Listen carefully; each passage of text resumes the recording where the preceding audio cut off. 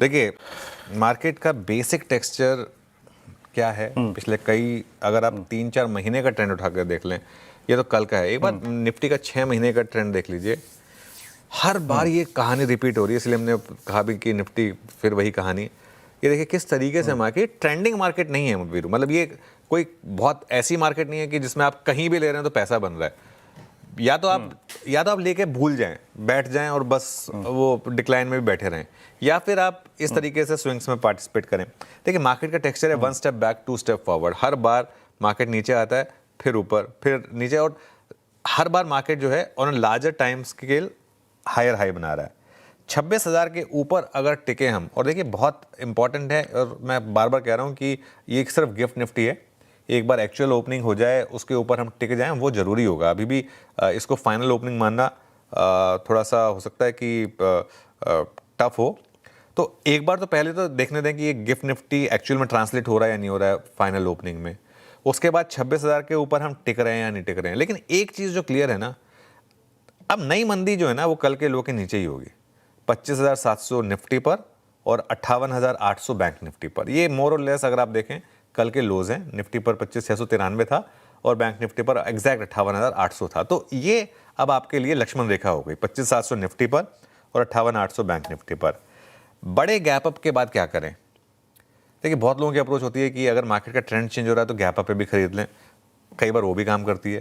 लेकिन थोड़ा सेफ रहेगा कि अगर आप इंटरडे में अगर आपको डिप मिले तो उसमें थोड़ी सी बाइंग करें। आज मुझे लग रहा है ट्रेड डील से जुड़े हुए जो शेयर्स हैं उनमें बाइंग आ सकती है, हालांकि कल भी चले हैं वो, लेकिन वहाँ मुझे लग रहा है कि थोड़ी सी बाइंग पॉसिबल है। आईटी और मेटल्स ये 2 दिनों से आपको याद होगा हमारे उसमें आए थे, स्टॉक्स में आए थे, वहाँ मुझे लग रहा है कि अभी भी रैली कंटिन्यू करेगी।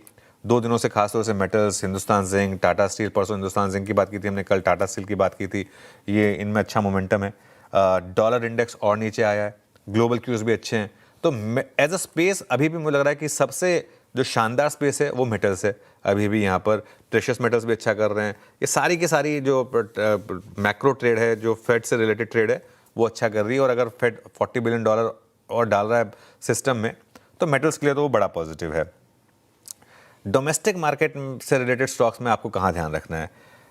कल मैं देख रहा था कुछ प्राइवेट बैंक्स में अच्छा कमबैक हो रहा है, जैसे कि कोटक महिंद्रा बैंक। एक बार कोटक का चार्ट देखिए आप जरा, यहाँ पर एक अच्छा कमबैक हुआ। HDFC बैंक यहाँ पर अच्छा कमबैक हुआ। इवन इंडसइंड बैंक वो भी कुछ साइंस दिखा रहा है आपको रिवर्सल के। ये कुछ स्टॉक्स हैं जहाँ पर मुझे लग रहा है कि मार्केट इस समय थोड़ा सा एक पॉजिटिव व्यू लेने को तैयार है।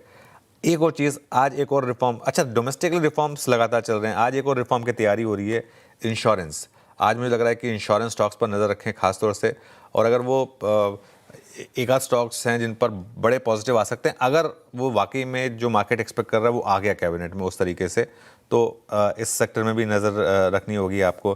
देखिए बाज़ार में जो बड़ा पैसा है ना वो आपको लॉन्ग साइड पर ही बनेगा, लेकिन बीच बीच में इस हफ्ते जैसी करेक्शन आती रहेंगी। अब वो आपके कॉल आपकी है कि आपको उसमें शॉर्ट साइड में भी पार्टिसिपेट करना है या नहीं करना है, लेकिन बड़ा पैसा एटलीस्ट लार्ज कैप्स में अभी भी मेरा मानना है कि लॉन्ग साइड पर बनेगा।